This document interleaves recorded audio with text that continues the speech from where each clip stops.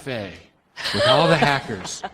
And they were giving us tea, and they said, be careful on drug tests, which was a little bit disturbing. But Wendy has got a long history, former CISO, researcher with 451, great resume, great insight into security. You may have heard things like security at the poverty line. She came up with that and other ideas. Very influential. And if you follow her Twitter feed, you guys know the guy who hacked the airplane, right? Side Dragon. You guys all saw that, and he made the airplane fly sideways. Yeah, she hacked his phone, what, 2 days ago now? 2 days ago. 2 days ago now. So the hacker that hacks hackers, she also sent me a copy of her slides ahead of time, which was nice, informed me to enable macros and disable my antivirus before previewing. They looked great. So, big round of applause for Wendy Nather. Thank you.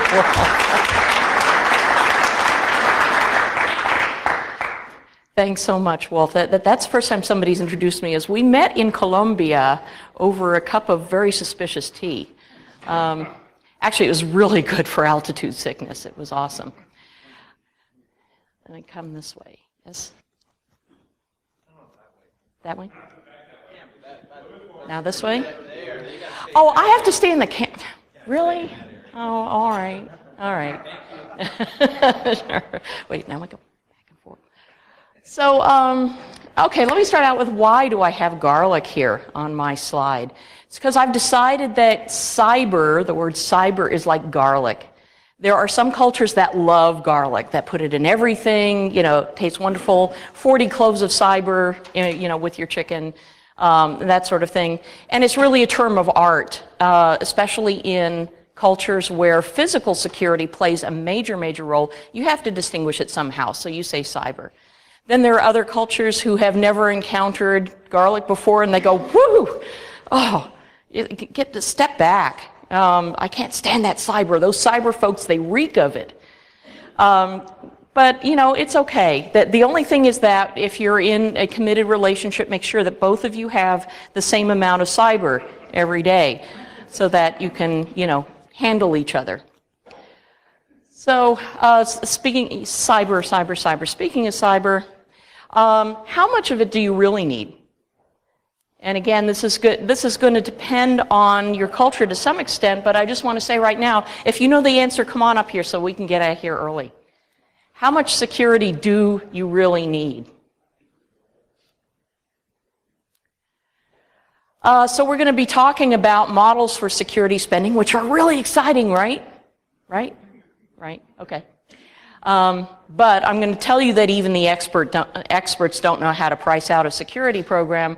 I'm going to ask whether we can do better. I'm going to talk about evaluating the risk in a way that works for you. And I almost used the word paradigm here. I'm really sorry. I got excited. I crossed it out. It's better now. Going beyond the current security practices.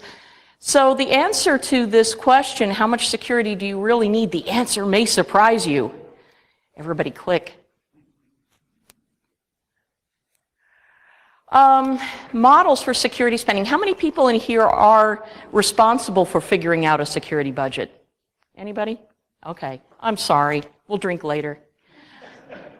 One of the things the first questions that come up, especially with management, is, well, what are our peers doing? And everybody wants to go to benchmarking. And I'll tell you that I hate benchmarking. The reason is because, first of all, the questions that you ask in benchmarking are very binary. Are you using laptop encryption? Well, I don't know. You mean right now? You mean all of them? Or just some of them? What if 3/4 of our company is? Do we say yes or do we say no? Those are not good answers because the answer is always it's complicated. The other reason is because it's hard to figure out who your peers are. There are, I think a couple of years ago in the Verizon Data Breach Investigations report, they did some risk profiling for different industries, and they found that, for example, mid-sized banks and smaller banks had a risk profile more in common with retail than they did with big banks. So if you're just trying to go, well, what's our industry vertical and those are our peers, you may be wrong. The other thing is that depending on how you have your IT infrastructure set up, it may not be practical for you to do what your peers are doing. Or what you think your peers are doing. It's better sometimes, depending on what you're comparing, to look at a very different sort of operation who is using the same kind of IT infrastructure that you are. And say, how are you securing that? That might be useful for us to do.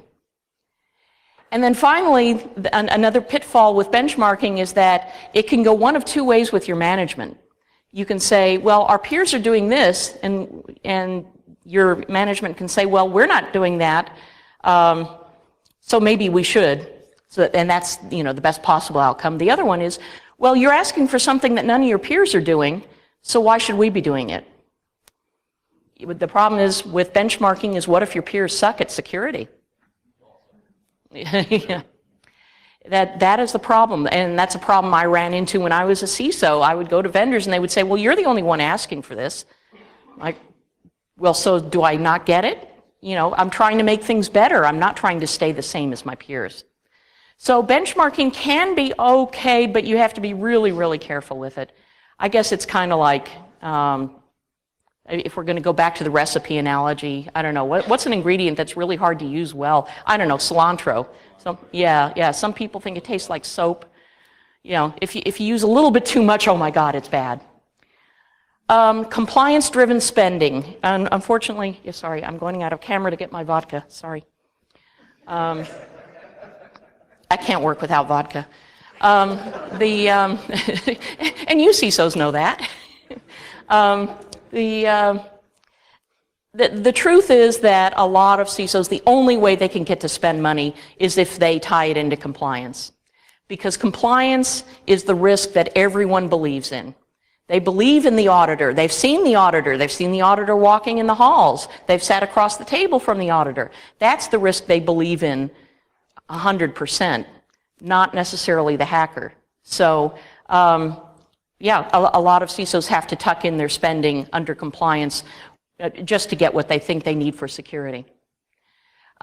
Metrics-driven is great if you have the right metrics. Please do not tell me how many packets your firewall has stopped, because that makes me really cranky. Yay. Umbrellas do not tell you how many raindrops they've stopped. These are not useful metrics. But there are great conferences, Metricon, Siricon, and so on, where you can talk with people who have chosen effective metrics that actually help them make good business decisions in security. Evidence-driven. Wouldn't that be great if we had evidence-driven security? Which didn't have to lead to getting a breach, if that was not the only indicator of whether it was working. That would be really nice. I don't think we're there yet, but if you think differently, I would love to hear about it. Here are some other models for security spending. Spend only what you need to until the next breach, which in any other part of business actually makes sense. Why spend more than you need to spend? Business people are all about spending only the right amount or maybe less. If they can get away with less, you've increased your profit margin and you're doing better. So this is a fundamental for business, which is why it's hard to get agreement to spend more than what they think you need, especially for something that may or may not happen. Keep spending until you run out of budget. That's probably what everybody does. What's your budget? I don't know. Just give me a number and I'll spend all of it. I used to have discussions with my CIO about, he'd say, well, what do you need? And I said, well, what do you give me? Well, tell me what you need. Well, how much are you willing to give me? Because I can give you a whole long list of what I need. We would have this discussion back and forth until one of us blinked and actually set a number. Have an unlimited budget. Isn't that a great idea? Wouldn't that be nice? I've heard rumors that Chris Hoff at Bank of America has an unlimited budget, like really unlimited budget. I heard about somebody at RMISC in Denver this week who said that they had a blank check for security. I'm like, oh. But this doesn't happen very often. Really, what security spending leads to is what Rick Holland, who was formerly a Forrester analyst, called expense in depth. I love this because this is what really ends up being. You keep buying things to layer over, stuff. If I could, I would go back in time and I would kill baby AV. I would kill baby Hitler. Because I think antivirus is the point where we said, oh, our system's vulnerable to something, let's just put something else over it. Let's write something different. If somebody had gone back and said, no, wait, go back and fix the original system, then maybe we would not have the industry that we have today, the billions and billions of dollar industry that is all built on securing things after the fact.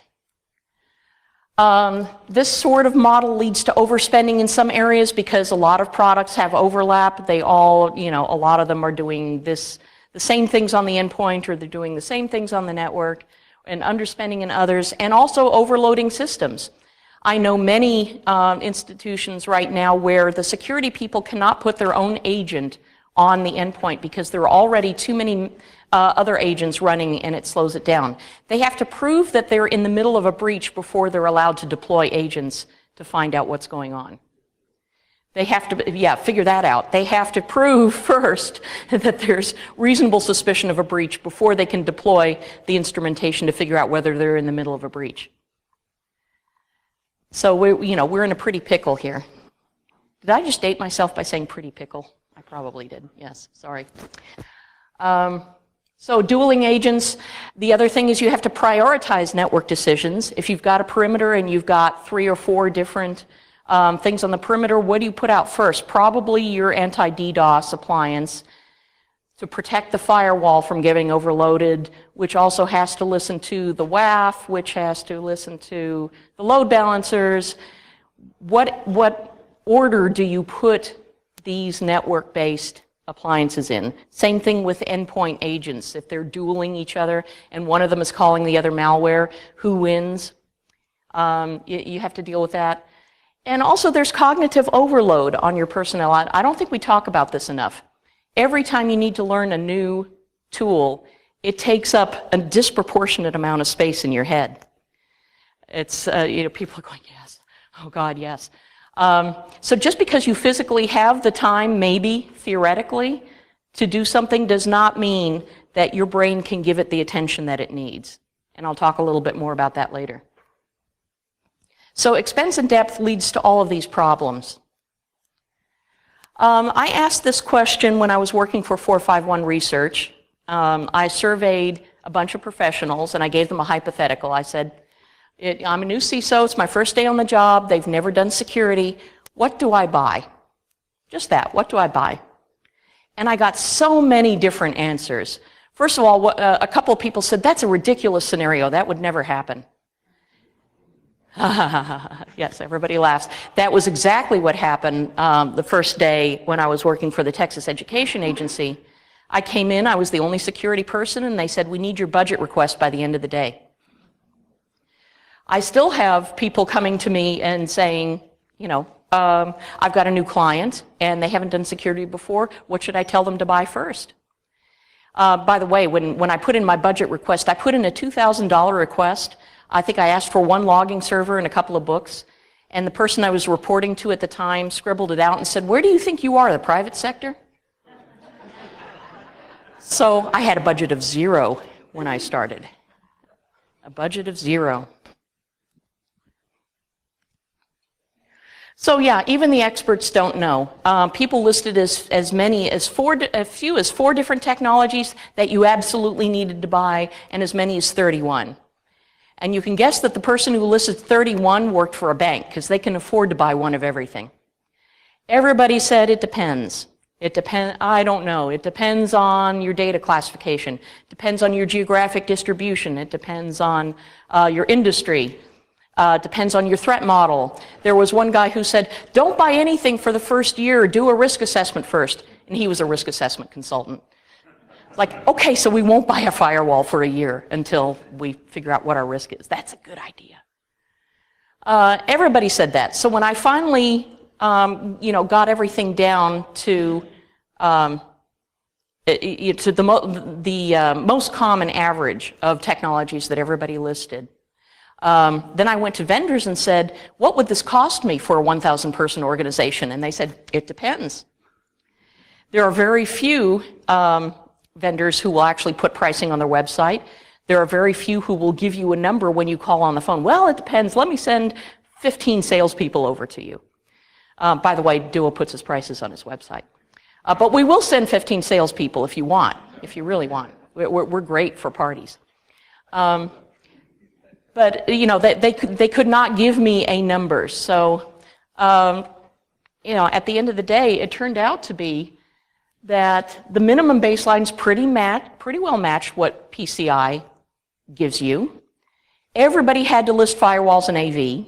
Even the ones who said, oh, firewalls are dead, AV is dead. You can't not buy firewalls and AV. You just can't. But the budget could be off by as much as a factor of 4 because of this huge swing in what things could cost. So you're sitting there in front of an empty spreadsheet your first day on the job. You have no idea with your budget what you actually need. And there, of course, there's still no guarantee you won't get breached. So this is why I drink. Can we do better? Because I don't want to leave everybody depressed. I think we can. First of all, this is a matrix by a guy named Sunil Yu, who is at a large financial institution. He open sourced this model, though, so I can use his name. He called it the Cyber Defense Matrix, and it's a really nice matrix that I think covers what needs to be covered without being so incredibly complicated that everybody's eyes glaze over when they can contemplate using it. You're talking about verbs up here, identifying things, protecting them, detecting them, responding, and recovering, and at different layers, devices for applications, network, data, and people. Don't forget the people. And what's really cool is that you might kind of notice that as you are going this way, you're relying on technology, people, and process to different extents. For identifying, protecting, you can automate a lot of that. Technology works fine for that. When you get into responding and recovering, you're really going to rely more on people. A lot of that is more manual. And the process, you always need process. You need the same amount of process. What he describes it as is left and right of boom, which is the breach. So pre-compromise and post-compromise, you know, he drives it right there. And then you can start populating this with products and technologies. So, you know, for identifying applications, you've got your Jira, you've got your Jamf, whatever.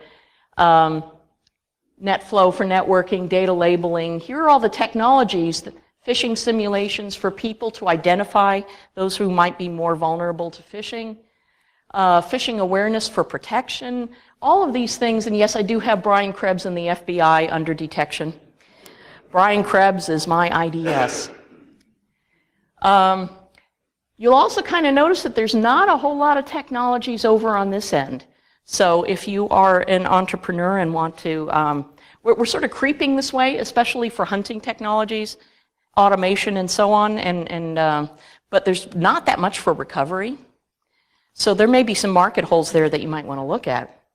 The other great thing about this matrix is you can expand it to describe other environments. So vendor assets, services that you're using, third parties, what your customers might have that you are using, you know, in conjunction with yours to help secure them, employee assets, of course, for BYOD.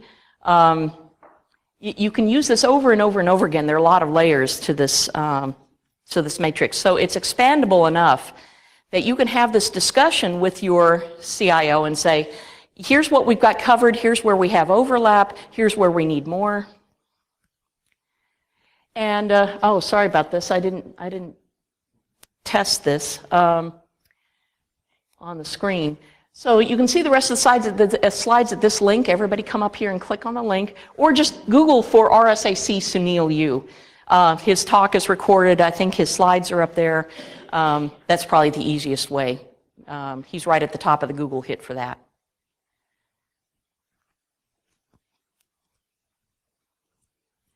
Now, let's talk about trimming your security portfolio. Now it gets really exciting. Why would you do that? We didn't even know what we needed to buy. How do we know what we need to cut back on? Well, for those organizations that have already bought a lot and they've had it for decades and they're trying to rationalize it, they're getting really tired.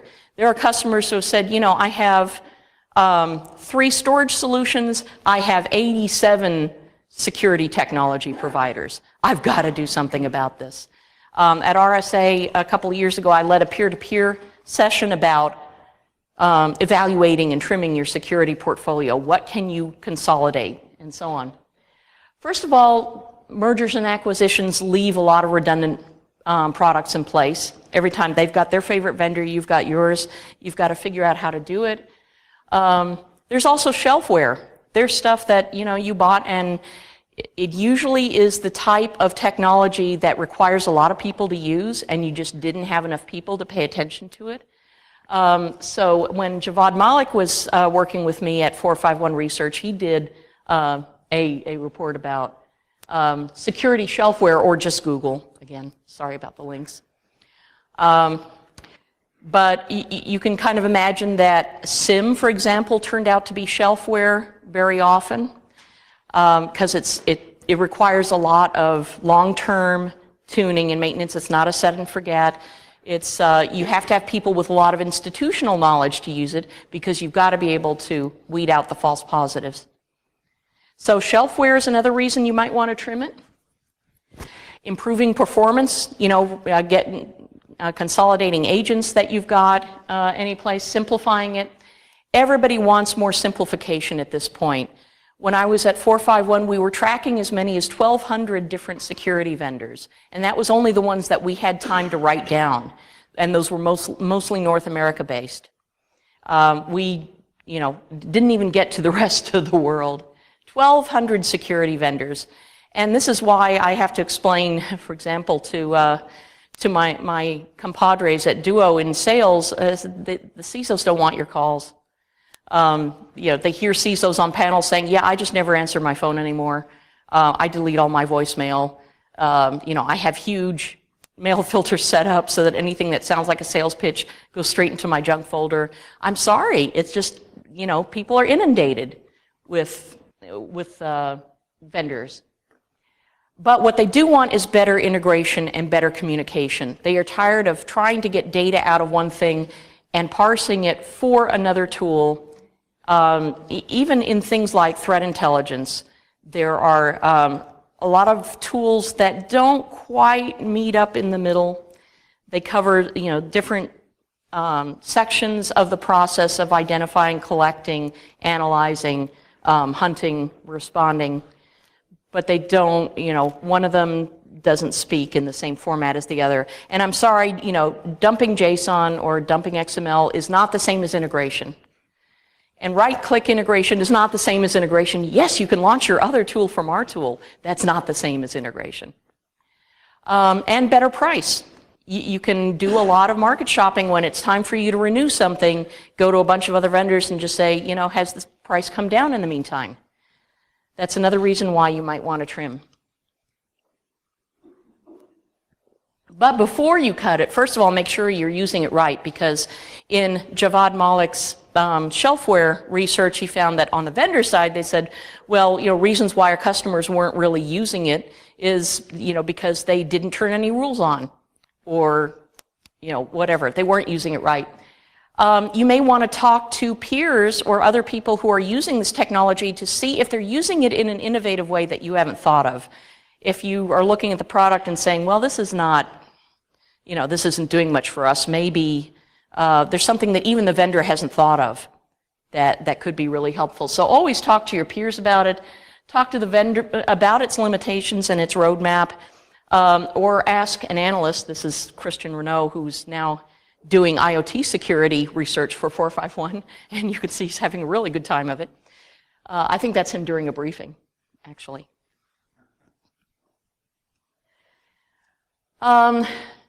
First, and then before you cut it, decide whether you need to replace it.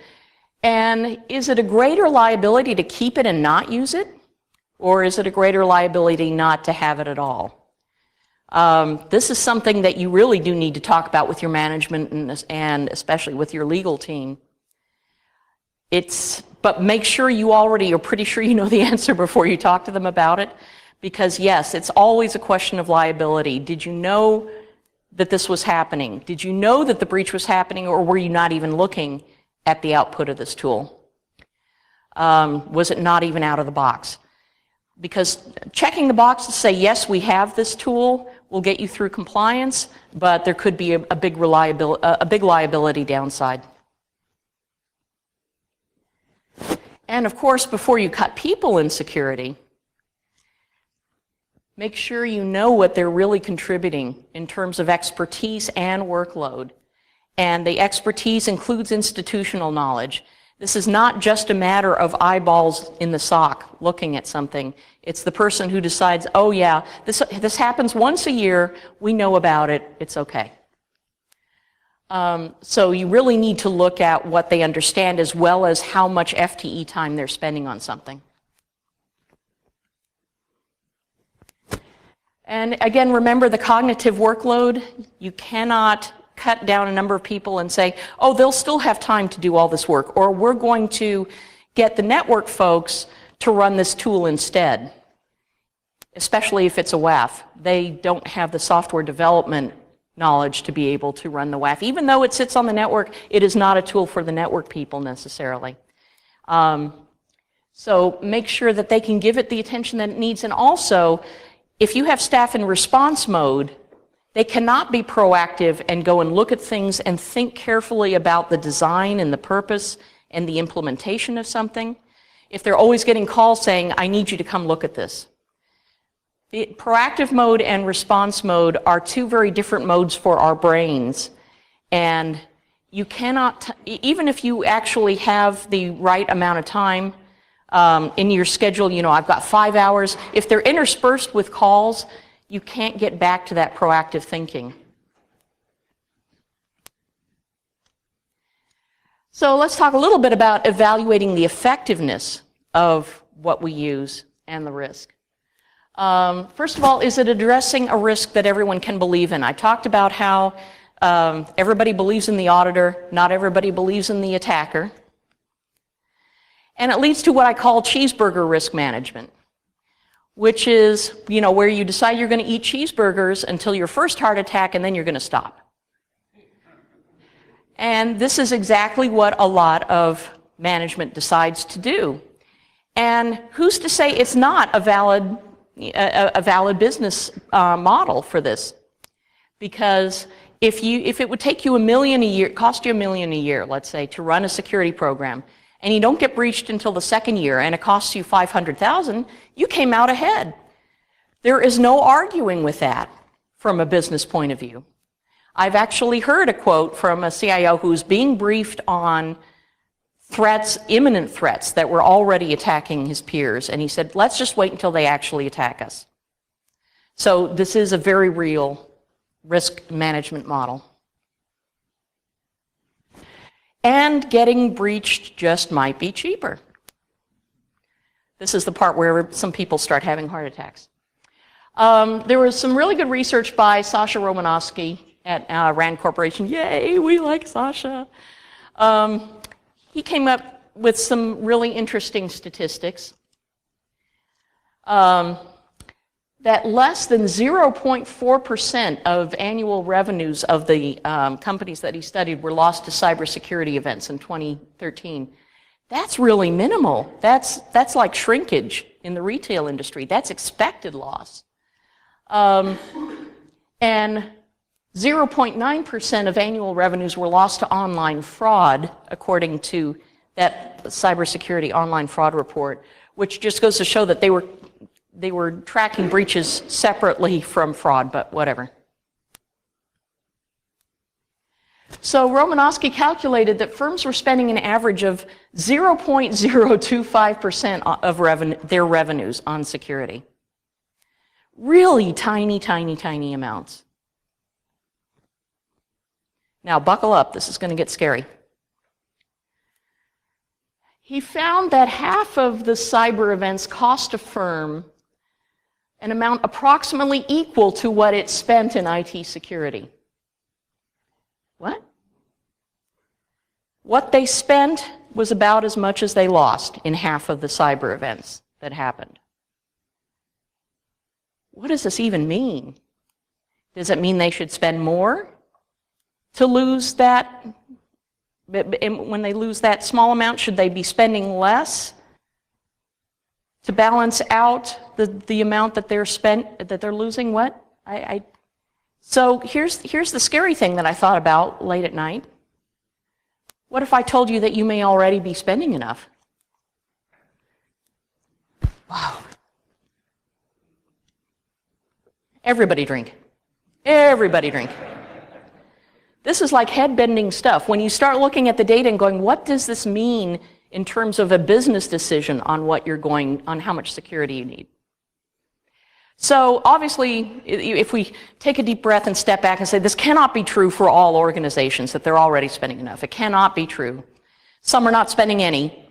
I don't think anybody's going to say that they're spending enough if they're spending zero. Some of them may be spending too much. Who knows? But, okay, we can take a deep breath because spending is not doing. So you could be spending enough, but not doing it right. Or you could be doing it right, but not spending in the right areas. Those are business decisions that may be separate from how you're actually doing security. So let's think about this one for a bit. This is some kind of pyramid. I don't know. There are geometries of pain that you've seen out there, the pyramid of pain, the hamster wheel of pain. I ran out of titles. So this is some kind of pyramid. But these are the basics of what you should be thinking about what you're doing in security. First of all, and most importantly, you should know what you have and know what it's doing. And if, as Jack Daniel is fond of saying, if it were that easy, even you could do it. He usually says that to vendors. It is not that easy to know what you have and what it's doing. And you're always having to monitor and check and figure that part out. After you know what you have, controlling changes to it is another thing that is not as easy as it seems. Not just keeping people from changing it, but being able to make changes fast enough when you feel you need to do it. If you have to go through a change control board meeting once a week to make firewall rule changes, you can't respond inside of a week. Especially if they then mess up the firewall rules change and they need to change it back again, or they need to change it to something else, and it takes another week to go through the change control board meeting again. So being able to control changes, the speed of changes and whether changes happen at all, that's another basic. Understanding the threats that you're solving for is the next thing you need to be able to do. Because if you can't do any of that, then using security products is not going to help you. You can do all the vulnerability scans you want, but if you can't fix what you find and can't fix it in a timely fashion, then it's not useful. So really, you should be trying to do all of these things first before you start doing heavy spending on security products. So now we're going to look at another way of maybe thinking about doing security differently. Obviously, everybody knows that, the whole crunchy outside, soft and chewy inside, perimeters going away sort of talk. And obviously, excuse me, Google found this out, during Operation Aurora when they were hacked and they got religion and decided that this perimeter model was not a good one for them to be following. And let's face it, a sufficiently successful attacker looks exactly like an insider. So I heard of one incident where they'd compromised a system administrator's credentials. They came in through the sysadmin's home machine. They went straight in through the VPN to a domain controller. Exactly what you would expect a sysadmin to be doing, and that sysadmin to be doing. The only difference was the keyboard had been changed to Chinese. That's the only way they could tell that it was not the system administrator. So, deciding that there are insiders versus outsiders has always been kind of problematic. We know this. The other thing is that, we have third-party SaaS things, clouds out there. We have devices moving inside and outside of the perimeter. The other important thing that not a lot of people think about is that we are using personally a lot of the same apps that our companies are using now. If you're using Gmail for your company and Gmail for yourself, I have like 5 or 6 Gmail accounts. I'm sure there are people out here who have more. So it used to be that, you would go to work in a building inside the perimeter and you would fire up the ERP. If anybody uses ERP for fun outside of work, I want to know because I got to stage an intervention.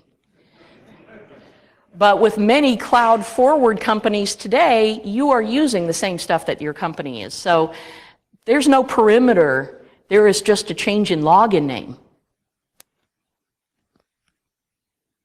So what do we do about this? Google came out with their Beyond Corp framework. Has anybody heard of this before? Okay, a few people have. Great. So they figured out how to do this, and this is all very, marketecture-y and everything. You can look up their papers. They're very good. They're very well written. Let me break this down for you, though. Is what you can be doing is, first of all, authenticating the user with more than a password, which is what they do. Check the hygiene of the device. Now, it'd be great if you could check the health as well, if you could detect whether it was already pre-owned, but at least you can say, are they using a screen lock, or is it up to date as far as we can let them be up to date? Can we tell what is accessing our applications, including our SaaS applications, our external ones? Can we tell if they're using devices that we already know and trust? Are they using corporate-owned devices? Are they, is it a Deloitte consultant with a laptop that we've already looked at once? We're not managing it because it's Deloitte's, but at least we know we expect to see it accessing our application. And then making sure that the combination is together no matter where they are. So tying together the user and the device. This has a really powerful side effect of cutting down on the sources of account takeover attacks. Account takeover attacks are getting worse and worse, especially in retail, where they are trying user credentials from the credential dumps, and they're trying them either low and slow from IPs, like one different IP a week, to try to get underneath the detection level. They're trying them from the Mirai botnet, CCTV and DVR systems that are taking over. If you can cut away all of that and say, we never expect to see a login from anything except the devices we know about, that automatically, buys you a lot of extra protection. So it's this combination, this powerful combination that organizations are thinking about now. Because the attackers have to compromise a username and a password and the second factor, and yes, we know that 2FA phishing can work, but they also have to compromise the device that's being used, and it's just harder to do if they're patched and up to date. It's not impossible, but it's harder. So let's see if we can just raise the level of security incrementally. So, and the other great effect of this is it no longer matters where they are. It doesn't matter where the application is, whether it's internal or external. We don't care anymore because we're making the user and the device pass the same tests each time. This is the zero trust model that you're hearing about. It's not that we don't ever trust these devices, it's that we make everybody pass the same tests regardless of where they are. We don't automatically trust them based on their IP range or based on whether we think we know where they are. So that it doesn't matter where the user is, it doesn't matter where the app is, as long as they stay with their device, they're good. So the perimeter is not going away. Nobody's throwing out their firewalls. Some of them still don't have firewalls. Some of them just got firewalls. That perimeter is not going away. It's just not going to be the only level of protection anymore, which it probably shouldn't have been to begin with. But I think we are moving in a direction that can allow us to get better at something that has been unaddressed, for a long time. I think we finally have the technology, the understanding, and the process to slowly be able to raise the level of security inside an organization to match what we already have on the outside. So you're going to hear a lot of this Beyond Corp talk, Beyond. Intel in their paper, they came up with the same thing. They call it Beyond the Edge. Google calls it Beyond Corp. You're going to see a lot of that stuff, but you're not going to see it from me because I'm done now. So thank you, everybody. Thanks for coming here.